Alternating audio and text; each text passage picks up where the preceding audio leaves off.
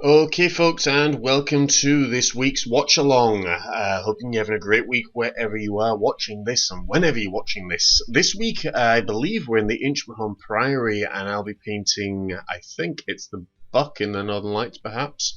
We'll find out. The Home Priory, though, it was the Black Stallion.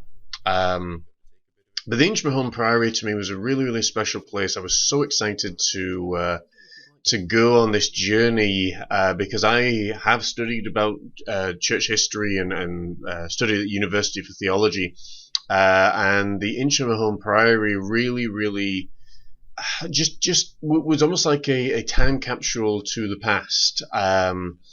And to give you a little bit of background history, Mary Queen of Scots stayed here. She fled here when an English invasion seemed likely.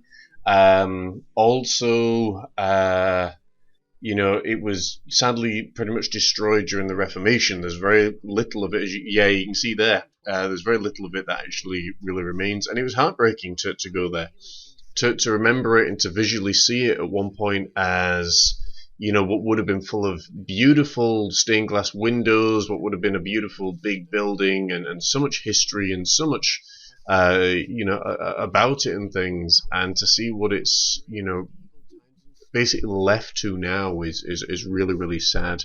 But heck, I mean, if I was going to be a monk of this order, I can't think of any better place to be, because again, it was a silent order. You would only speak usually at meal times, and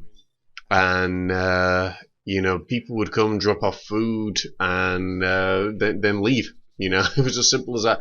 Or in some of the communities, they would actually grow their own food, and they wouldn't see people. They were a holy order. And as you can see there, I mean, as you'll see in this documentary, what the building would have been like. And as you can see there, all that remains. So the Black Stallion on the beach, or the Stallion on the beach, I realized once the series had been completed how many horse paintings were actually influenced by our travels in Scotland, and this was one of one of the early ones where I'd been working with templates.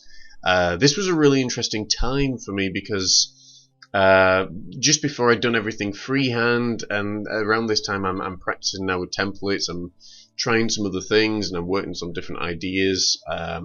And the main focus of this painting was obviously to be the horse, and to give the illusion that it's running along the beach. And now I look back, and it's not a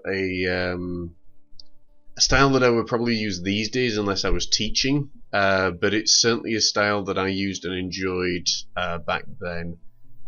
Someone's asking why not? Why wouldn't it be a style that I would use easier? I think honestly I've just moved on from it. I think I definitely, at this point, I was still experimenting and trying to find my niche and find my moxie, as it were. The thing that I really enjoyed doing. And while this was fun and we got some beautiful paintings out of it, as you'll see in this series and in this season, I don't think it was, it was my best work for that time, but it's not what I will obviously go on to do later on in life. But as I say, it was fun to experiment, and I encourage all artists to definitely experiment with the materials that you work with and what you have available to you. But equally, I'm always someone, I like to be twisting and turning. Just when I've got to one place and one stage, I then want to develop something a little bit different. Okay, so back to the Home Priory here, and I believe this is our footage. And I went through a very strange phase when this was put together originally with Windows Media Player, which is a program that no longer exists. And here you can see how the building would have looked. You'll see, this and so much more in the documentary. But yeah, I mean, it's so sad. I mean, I honestly love the fact that it's still there. But there is a part of me that, if you could on the island, I'd love to build a replica of what the building would have looked like. I think it would be absolutely stunning. And yeah, but no, this was a real awesome, a real awesome episode and a real awesome experience to have, and just to go and see this firsthand is something quite awe-inspiring.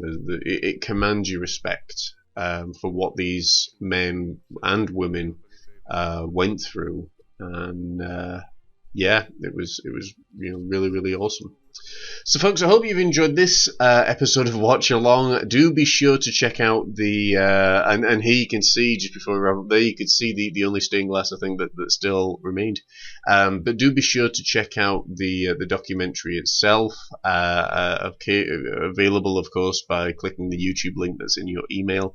And come check us out at Outreach Art, as always, outreachart.org, and also johnmorrisartfromart.com. Until next time, take care, God bless, and I'll see you soon.